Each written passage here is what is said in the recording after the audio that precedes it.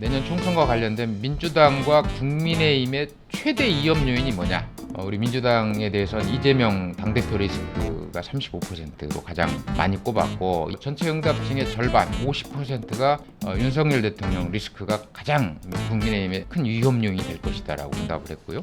민주당이나 국민의힘이나 최대 권력을 가진 두 리더가 지금 양당의 최대 리스크로 전락한 상황도 역시 우리 정치 역사상 초유의 사태다. 정말 역대급 사태다.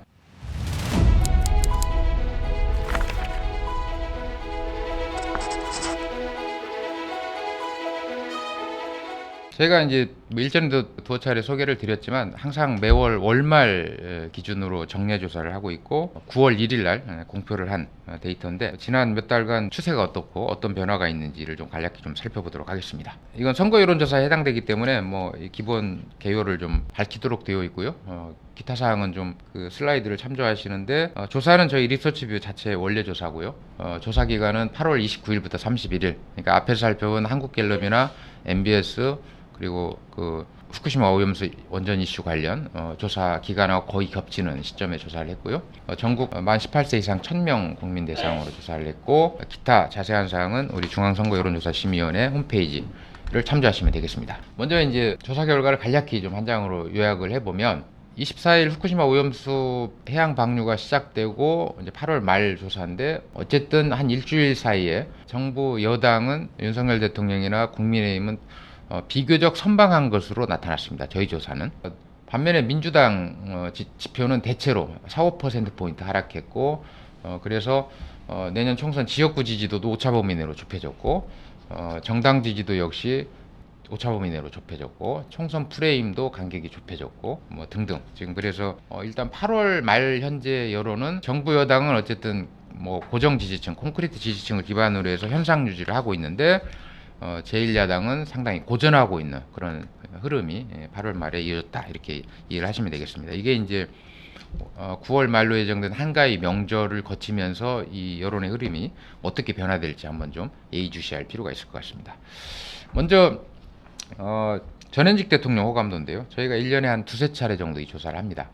역시 이제 다음 달 9월 한가위라서 이제 8월 말 조사에서 이 조사를 이제 했는데, 모두 이제 8명의 전현직 대통령 호감도와 관련해서 김대중, 문재인, 노무현 세 분의 호감도 합치 52%, 그리고 나머지 보수 진영의 5명의 전현직 대통령 호감도 합이 44%. 그래서 범진보가 8월 현재 약 8%포인트 우위를 보이고 있는데, 지난 4월 최근 조사가 이제 4월이었는데요. 4월 조사 대비 범진보는 약 5%포인트 하락했고, 범보수 호감도는 4%포인트 상승하면서 격차가 9%포인트 크게 좁혀졌습니다. 근데 이 지표를 제가 반복적으로 좀 소개를 드리는 취지가, 참고로 이 데이터는 선거와 관련해서 좀 귀납적으로 전현직 대통령 호감도와 선거 결과를 귀납적으로 좀 살펴볼 수 있는 데이터는 저희밖에 갖고 있지 않은 거죠. 저희가 총 41차례 조사를 진행했고, 관련해서 이제 그 해당 호감도 조사 직후에 치러진 전국 단위 선거에 범진보와 범보수 정당 또는 후보의 득표율 합과 비교를 해보면, 범진보 대통령 호감도 합은 범진보 정당 또는 후보의 표율 합의 거의 맥시멈에 가깝고, 그리고 범보수 대통령 호감도 합은 범보수 정당이나 후보의 득표율 합의 미니멈에 가깝더라. 그래서 범진보 득표율의 득표율을 예측할 수 있는 굉장히 강력한 선행 지표더라. 근데 왜 범보수는 저 슬라이드 보시는 것처럼 범보수 대통령 호감도보다 범보수 정당이나 후보 득표율이 대략 한 4~5%포인트 높은가? 이거는 이제 뒤에서 다시 한번 좀 말씀드리겠지만, 지금 공표되는 모든 조사는 투표율이 보정되지 않은 성연령 인구, 성연령 지역 3웨이 가중치만 주어진 데이터입니다. 그러니까 거의 100%에 가까운 RDD 휴대전화 또는 가상번호를 사용하는 방식을 좀 취하고 있는데, 당연히 거기에는 60대 이상의 여권의 강력한 지지 기반인 60대 이상의 높은 투표율이 반영되어 있지 않은 거죠. 그러니까 대략 지금 발표되고 있는, 예를 들면 저희 조사 기준으로 대략 여야의 지지율의 어떤 갭을 플러스 마이너스 2%포인트 정도 해주면 대략 실제 선거 결과를 유추하는 데 상당히 도움이 될 것이다. 그런 부분들이 바로 이 전현직 대통령 호감도 지표에서도 일관되게 확인이 되고 있다. 저희는 이렇게 지금 판단을 하고 있습니다. 관련해서 이제 그 대통령 직무평가 추이를 2019년, 그러니까 2020년 총선을 앞둔 2019년 8월과 지금 내년 총선을 앞둔 올 8월 문재인, 윤석열, 전현 대통령의 그 직무평가 추이 그래프를 지금 이제 나란히 비교를 해드린 건데 2019년 8월 말 현재 문재인 대통령 긍정률은 46이었고요. 부정률이 51이었습니다. 역시 총선을 비슷한 기간을 앞둔 지금 올 8월 현재 우리 윤석열 대통령 긍정률은 39, 부정률이 58. 그러니까 2019년 8월 현재보다 지금 윤 대통령 긍정률이 7%포인트 낮고 부정률은 7%포인트 높죠. 2019년 8월 당시 여당이었던 민주당보다 지금 여당인 국민의힘이 이 지표만으로 비교를 해보면 오히려 상당히 불리한 상황에 처해 있는 것 같죠. 두 번째로 이제 저희가 작년 7월부터 13차례인가 지금 이제 전현 정부 국정 운영 평가를 비교를 해달라고 지금 계속 동일한 조사를 해오고 있는데 문재인 정부가 더 잘했다. 뭐 13전 13승입니다. 13연승을 거두고 있죠. 그러니까 윤석열 정부 여당은 계속 이제 이전 정부 탓을 하고 있는데 국민들은 1년 이상 계속 문재인 편을 들고 있다. 뭐 이건 지난번에도 한번 말씀드렸고 또 최근에 또 우리 윤석열 대통령이 뭐 여당 연찬회에 참석해서 뭐 문재인 정부는 총체적인 부실 기업이었다. 뭐 이렇게 이제 또 규정을 하셨던데 혹평을 하셨던데 지금 취임하고 지금 1년 4개월째 접어들었잖아요. 그러니까 뭐 정권 초반에는 뭐 이전 정부의 어떤 차별화를 도모하기 위해서 이전 정부를 탓하고 뭐 비판하고 뭐 공격할 수 있지만 이제 1년 반이 돼가요. 근데 계속 이전 정부 탓만 하고 있는 정권도 역대급이고 최초죠. 그러니까 참 뭐 우리 국민들이 이런 부분의 상황에 대해서 지금 어떻게 이걸 받아들이실지 참 곤혹스러운데 우리 윤석열 대통령이 뭐 앞으로는 자신의 비전과 어떤 그 실력으로 윤석열 정부가 문재인 정부보다 더 낫구나 하는 걸 보여주시면 되는 거예요. 이전 정부 탓만 하지 마시고. 근데 어쨌든 이게 언제까지 갈지 내년 총선까지도 계속 갈 것 같은데 어쨌든 참 뭐 이게 지금 우리 2023년의 대한민국의 현 주소입니다. 다음으로 이제 내년 총선 지역구 선거에서 어느 정당 찍을 거냐. 이건 이제 2019년에도 동일한 조사를 저희가 쭉 했고요. 그리고 이번 지금 올 들어 작년 6월부터 역시 지금 동일하게 이제 조사를 해오고 있는데 그 추이도 한번 비교해 보시죠. 우리 민주당을 찍겠다는 2019년 8월 42에서 이번 8월 조사에서는 2%포인트 소폭 오른 걸로 나왔고 한국당도 34에서 39로 오히려 5%포인트 상승한 것으로 나타났습니다. 그러니까 앞에서 살펴본 국정운영 평가와 관련해서는 문재인 대통령보다 윤석열 대통령이 더 좀 불리한 그런 지금 흐름을 보이고 있는데 오히려 내년 총선 지역구 지지도에서는 국민의힘이 2019년보다 선방하고 있다. 이게 지금 내년 총선과 관련된 여러 지표 중에 하나 아이러니가 아닐 수 없고요. 그리고 이제 내년 총선에서 절대 찍고 싶지 않은 정당은 어디냐? 역시 이제 이전에도 동일한 조사를 했었기 때문에 지금 비교를 해드리면 2019년 민주당을 찍고 싶지 않다. 민주당에 대한 반감이 40이었는데 이번에는 38로 약간 낮아졌고요. 한국당은 그때나 지금이나 거의 비슷하게 49%대로 나타났습니다. 계속 지금 한국당에 대한 반감이 2019년에도 그렇고 올해 들어서도 그렇고 계속 높게 유지되고 있습니다. 그리고 이제 앞에서는 이제 내년 지역구 지지도를 물어봤고 이거 이제 통상적인 정당 지지도 추세를 지금 보시고 계신데 2019년에 민주당이 42, 2019년 8월이죠. 민주당이 42, 한국당이 34. 그래서 민주당이 약 8%포인트 우위를 보였고 실제로 2020년 지역구 선거에서 민주당이 8.4%포인트 차로 이겼습니다. 근데 어쨌든 올 지금 8월에는 민주당은 동일한 42%, 국민의힘은 한국당보다 3%포인트 지지율이 높아진 걸 알 수 있습니다. 그러니까 국정 지표는 상당히 지금 불리해졌는데 정당 지표는 오히려 국민의힘이 선방하고 있다. 이게 뭘 의미하겠느냐? 이걸 한번 곱씹어 보면 윤석열 정부의 어떤 폭주, 실정과 관련해서 지지를 철회했거나 관망층으로 돌아선 국민들의 상당수를 민주당이 견인하지 못하고 있다. 이렇게 우리가 해석할 수 있겠죠. 다음에 이제 내년 총선 프레임 공감도 사호를 제가 이제 최근 세 차례 조사를 했는데 역시 지금 정부 여당을 심판하기 위해서 지금 야권을 지지해야 된다라는 여론이 계속 과반 안팎을 유지하고 있습니다. 그러니까 지금 국민들의 민심은 지금 정부 여당에 대해서 상당히 지금 뿔이 나 있다. 우리가 이렇게 볼 수 있는데 과연 이걸 야권이 제대로 견인할 수 있을 거냐, 이게 이제 관건이 되겠죠. 지난번에도 한번 소개해 드렸습니다만 4월 말 조사했죠. 2023년 4월 말 내년 총선과 관련된 민주당과 국민의힘의 최대 위험 요인이 뭐냐 각각 물어봤습니다. 우리 민주당에 대해서는 이재명 당대표 리스크가 35%로 가장 많이 꼽았고, 이번 조사 역시 이재명 리스크를 꼽은 응답이 뭐 비록 오차범위 내지만 3%포인트 상승한 38%로 나타났습니다.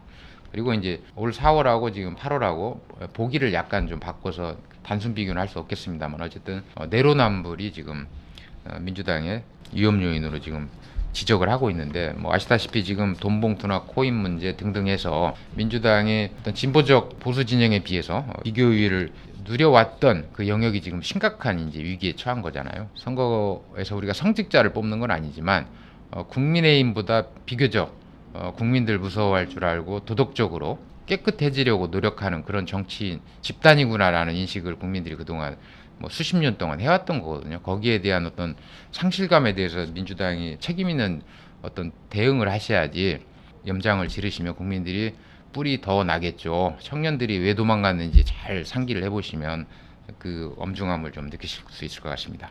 다음으로 이제 국민의힘 총선의 최대 위험 요인을 살펴보면 역시 올 4월 조사에서도 뭐 전체 응답층의 절반 50%가 윤석열 대통령 리스크가 가장 국민의힘의 큰 위험 요인이 될 것이다라고 응답을 했고요. 역시 이제 이번 8월 조사에서 윤석열 대통령 리스크가 뭐 약간 하락했지만 역시 과반에 육박하는 48%가 대통령 리스크를 꼽고 있습니다. 두 번째가 이제 전략 부재를 꼽았는데, 어쨌든 민주당이나 국민의힘이나 최대 권력을 가진 두 리더가 지금 양당의 최대 리스크로 전락한 상황도 역시 우리 정치 역사상 초유의 사태다. 정말 역대급 사태다. 그러니까 역대급 대선 후에 계속 현재 진행형인 역대급 정치를 우리가 목도하고 있고, 우리 국민들이 그와 관련된 큰 자괴감을 느끼지 않을 수가 없다라고 생각이 듭니다. 지금까지 살펴본 건 저희 이제 8월 말 정기조사 결과를 좀 간략하게 살펴봤고요. 그 비슷한 시점에 조사를 했는데 저 슬라이드 보시면 아시겠지만 일부 조사에서는 윤석열 정부 출범 후에 민주당이 50%로 최고치를 찍었다. 그래서 굉장히 핫했어요. 핫한 기사가 많이 나왔습니다. 그리고 이제 관련해서 왜 이런, 그리고 이제 그 거의 같은 시점에 조사한 우리 한국갤럽 조사에서는, 전화면접 조사에서는 윤석열 정부 출범 이후 민주당 지지율이 최저치를 기록했다. 완전히 극과 극의 그런 조사 결과가 이제 거의 나란히 발표되면서 도대체 여론조사가 이게 어떤 게 맞는 거냐, 뭐 여전히 이제 그런 그 논란이 계속 전개되고 있는데, 일각에서는 전화면접 조사에는 야권층이 샤이해져서 응답을 회피하기 때문에 보수 편향이 있고, 반면에 ARS 조사는 심리적 부담감이 덜하니까 야권층이 비교적 적극적으로 응답하면서 실제 민심을 잘 반영하고 있을 것이다. 이런 이제 분석들이 있죠.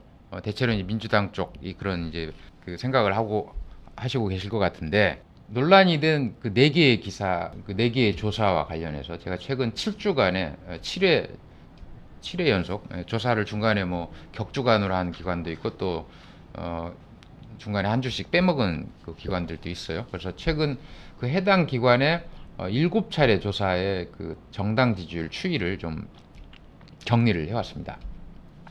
한번 살펴보시죠. 위에 위치한 한국갤럽과 MBS는 전화면접 조사고요. 아래쪽 좌우에 있는 RN서치와 미디어토마토 조사는 ARS 조사입니다. 뭐 해당 조사와 관련해서는 이제 중앙열심히좀 홈페이지를 참조하시면 되고, 한국갤럽과 MBS는 자체 조사, RN서치는 노컷뉴스 의뢰로 조사를 하고 있고, 미디어토마토는 뉴스토마토와 공동 조사를 진행하고 있습니다. 전화면접 방식을 채택하고 있는 한국갤럽과 MBS는 7회 연속 국민의힘이 오차범위 안팎의 우위를 이어가고 있고요. 반면에 ARS 방식인 RN서치와 미디어 토마토는 역시 7회 연속 민주당이 때로는 오차범위를 넘어서 상당히 강세를 유지하는 흐름을 이어가고 있고, 이번에 논란이 됐던 좌측 하단의 RN서치, 윤석열 정부 출범 이후 민주당 지지율이 최고치 50%를 찍었죠. 그리고 이제 그와 상반되는 한국갤럽, 좌측 상단에 한국갤럽 조사를 보시면 민주당이 27%, 거의 절반 수준이죠, ARS에 비해서. 그래서 한국갤럽 조사로만 보면 윤석열 정부 출범 이후에 민주당의 지지율이 27%로 최저치를 찍었다. 이게 이제 극과 극의 그런 데이터가 공표되면서 굉장히 논란이 됐습니다. 근데 이게 물론 조사 방식에 따라서 옆편향, 야편향이 있을 수 있습니다. 이 어떤 방식이 맞는 거냐, 전화면접 방식이 더 타당한 거냐, 아니면 ARS가 타당한 거냐, 뭐 무선 가상번호 100%가 타당한 거냐, 아니면 뭐 유선을 일부 섞어야 되는 거냐. 또 요즘은 이제 웹조사가 이제 대안으로 떠오르고 있던데, 여론조사에 뭐 황금 비율이라는 건 없고요. 또 여론조사가 뭐 그 어떤 방식이든 간에 계속 홈런을 치는 그런 방식은 없습니다. 그때그때 다를 수밖에 없고, 그만큼 민심을 읽는 게 어렵다라는 얘기죠. 특히 요즘 지금 대안으로 떠오르고 있는 웹조사가 우리보다 통계적으로 수백 년 앞선 미국이나 영국이 이미 그런 조사들을 다 했습니다. 예를 들면 2000년 미국 대선 때 해리스 인터랙티브라는 그 웹조사 기반의 회사가 미국 메이저 기관들 중에 대통령 선거나 뭐 주지사 상하원 선거 관련해서 종합 평점 1위를 기록했었어요. 그게 웹조사 방식이었습니다. 근데 그 웹조사는 뭐냐면, 조사를 통해서 확보된 그 생데이터는 데이터로서 가치가 없다. 그 데이터는 특정한 편향이 있을 수밖에 없기 때문에 거기에 그런 편향을 보정하기 위한 다양한 변인들을 그 회사가 자체 발굴해서 대략 상세한 내용을 아직까지 공개를 하지 않기 때문에 알 수 없지만, 뭐 이 성연령 지역은 뭐 말할 것도 없고, 그 사람이 공화당 당원인지 민주당 당원인지 최근 몇 차례 선거에 투표를 했는지 안 했는지, 재산은 얼마인지, 지금 타고 있는 승용차는 뭔지, 보험료는 얼마 내는지, 무려 30 몇 개의 변인을 사후 가중했다라는 겁니다. 그래서 2000년 미국 대선과 그 중간 선거에서 가장 우수한 성적을 거뒀었는데, 2년 4년 후에 그 회사가 결국 지금은 별로 주목을 못 받죠. 그때는 뭐 완전 홈런을 쳤지만, 그 방식이 그때는 뭐 우연찮게 또는 뭐 굉장히 어떤 적합한 모델로서 유의한 그런 어떤 예측에 성공했지만, 2년 4년 시간이 흐르면서 뭐 민심의 지평도 달라지고 변수도 달라지고, 그래서 여론조사는 그때그때 달라질 수밖에 없습니다. 그래서 어떤 특정 기관을 너무 기관에 심취하거나 그 기관에 너무 올인하지 마시고, 다양한 추세를 함께 살펴보는 게 이 여론조사를 접하는 지혜로운 어떤 태도라고 보여집니다. 자, 관련해서 제가 지금 뭐 최근 이 4개의 기관 조사 가지고 이제 그 설왕설래가 펼쳐졌기 때문에, 그럼 전화면접과 ARS 방식으로 2018년 지방선거 그리고 2020년 총선, 이 두 차례 선거에서 과연 이 전화면접과 ARS 방식이 실제 개표 결과에 어느 정도 부합됐는지, 또 어느 정도 편차가 있었는지, 우리가 귀납적으로 살펴볼 수밖에 없는 거거든요. 관련해서 이 자료를 좀 정리를 해왔는데, 자, 2018년 지방선거 사례를 한번 살펴보시면요, 마지막 공표조사들입니다. 저 4개 사례가 다 D-6일부터 이제 공표 금지에 들어가잖아요. 그래서 그 직전 이제 마지막 해당 선거의 마지막 공표조사인데, 광역단체장 선거입니다. 좌측 상단의 한국갤럽은 전화면접 조사였고요.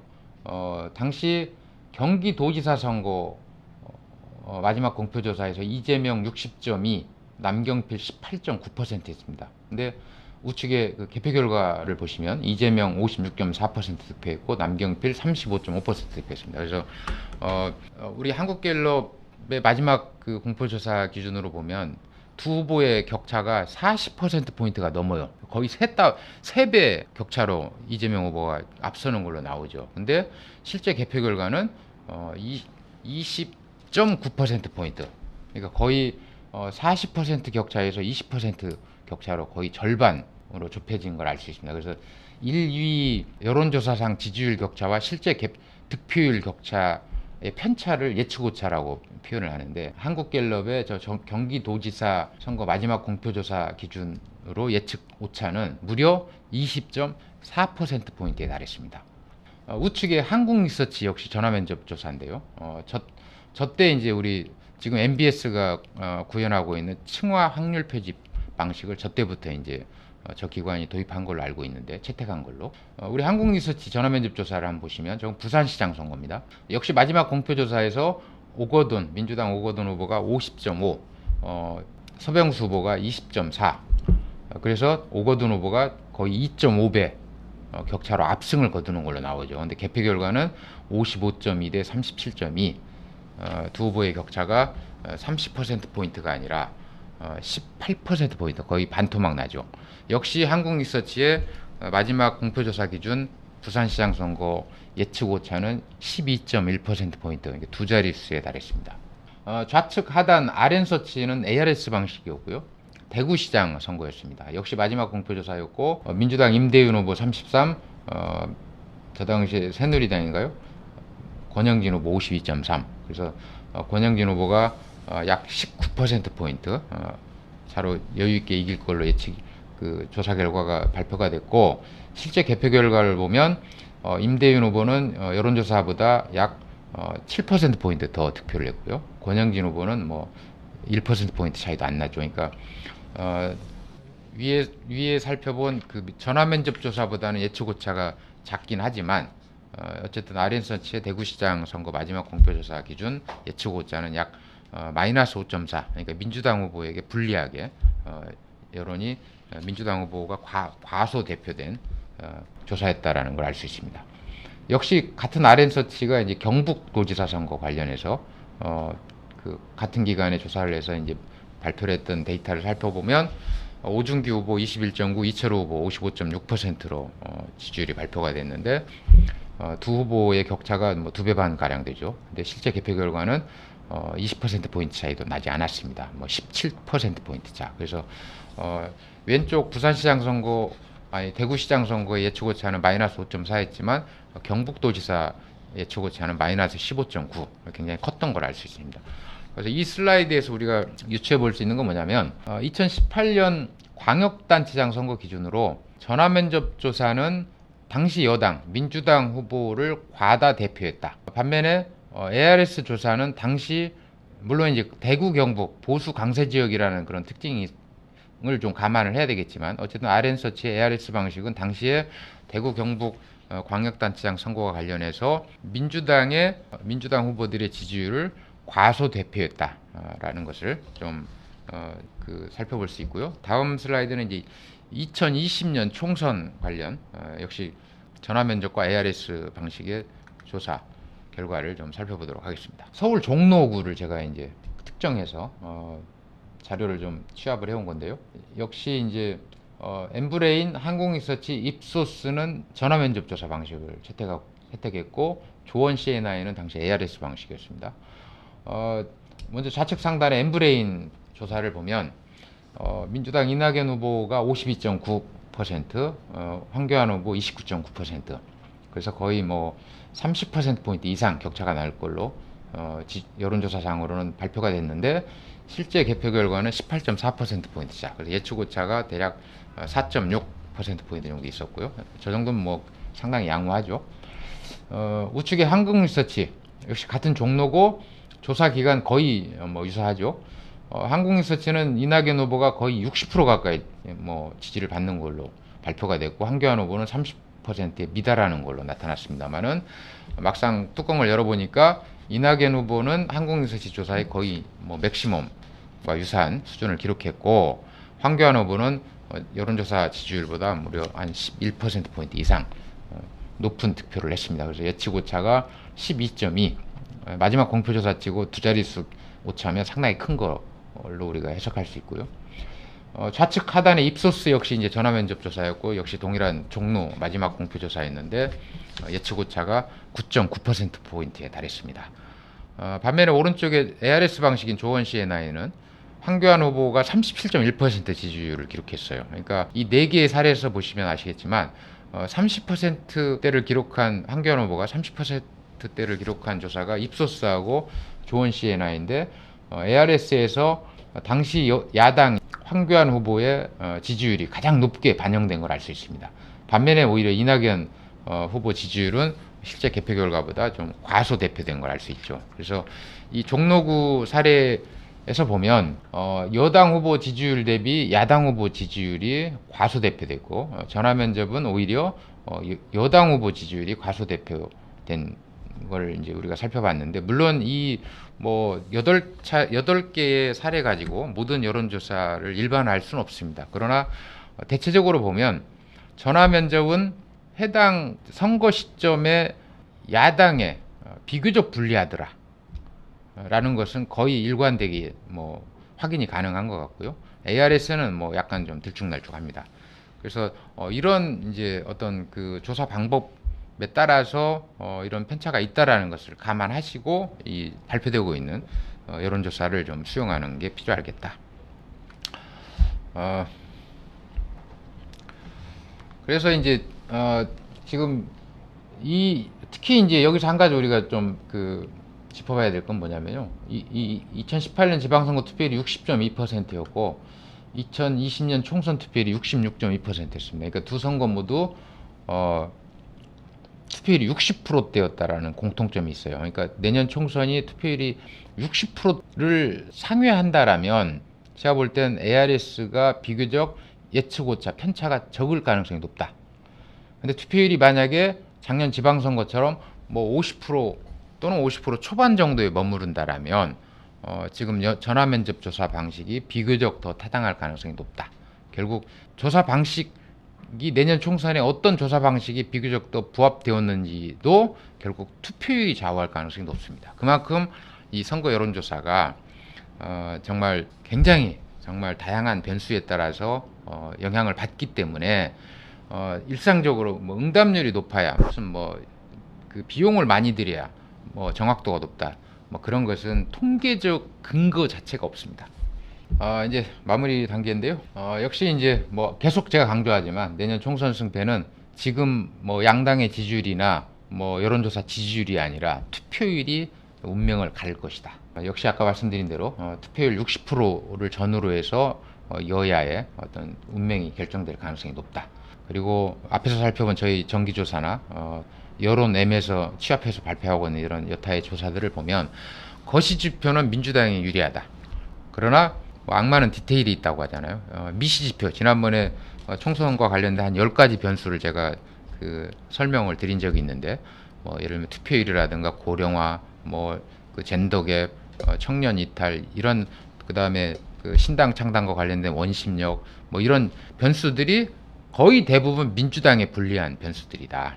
그래서 지금 10월 11일 날 지금 내년 총선을 앞둔 마지막 보궐선거, 특히 수도 서울에, 특히 작년 대선에서도 한강벨트에서 유일하게 민주당이 2%포인트 정도 이겼던 강서구에 지금 보궐이 있는데, 물론 앞으로 이제 공천 후유증이나 뭐 공천 구도가 확정되면 민심에 좀 변화가 있겠습니다만은, 최근 뭐 월초에 지금 강서구 보궐선거 관련해서 3건의 조사가 발표가 됐던데, 보면 지금 정당 지지도는 민주당이 좀 우세하지만 후보 지지도는 초박빙입니다. 이게 지금 강서구의 현실인 거거든요. 그러니까 이런 지금 부분들이 과연 이번 보궐선거의 운명 역시 투표율이 가를 건데, 보수층이 더 많이 나올 거냐, 아니면 진보층이 더 많이 나올 거냐, 그리고 지금 결집력 뭐 이런 것들이 결국 이번 강서구의 보궐선거의 운명을 가르게 될 거고, 특히 민주당은 지금 뭐 진교훈 전 서울 경찰청 차장을 지금 전략 공천했잖아요. 거기가 후보군이 아마 14명인가 있었던 것 같은데, 그런 어떤 다른 경쟁 후보들의 어떤 반발이나 실망감을 어떻게 잘 다독이고 원팀을 만들 수 있을 거냐, 이런 게 이제 관건이 될 텐데, 이번 10월 11일 강서구청장 보궐선거가 뭐 한 명의 구청장을 뽑는 보궐이 아니라 내년 수도권의 어떤 표심을 가늠할 수 있는 굉장히 어떤 중요한 바로미터 역할을 할 겁니다. 그래서 뭐 이당 저당 총력을 다 기울일 텐데, 제가 볼 때 지금 국민의힘이나 민주당의 지도부의 리더십, 뭐 전략적 리더십, 이런 것들이 10월 11일 날 한번 큰 변곡점을 만나게 될 가능성이 높다. 이렇게 좀 진단할 수 있을 것 같습니다. 그동안 우리 정치의 숲을 애청해주신 그 애독자님들, 시청자님들께 송구한 말씀입니다. 오늘이 사실은 안일원의 총선 전략 12번째 시간을 끝으로 여러분들께 작별 인사를 드리게 되었습니다. 찜통더위에 뭐 하루도 빠지지 않고 애청해주신 우리 러브 바스켓 87님, 그리고 우리 이병구님, 유림님 굉장히 감사드리고요. 까망 베르리스트님 고맙습니다. 그 내년 총선 프로젝트 관련해서 뭐 굉장히 제 일정상으로 제가 감당하기가 어려워서 이제 우리 정치의 숲 운영자분들께서 이제 더 좋은 호스트를 발굴하고 패널을 발굴해서 좋은 프로그램을 이어갈 거라는 거 믿고요.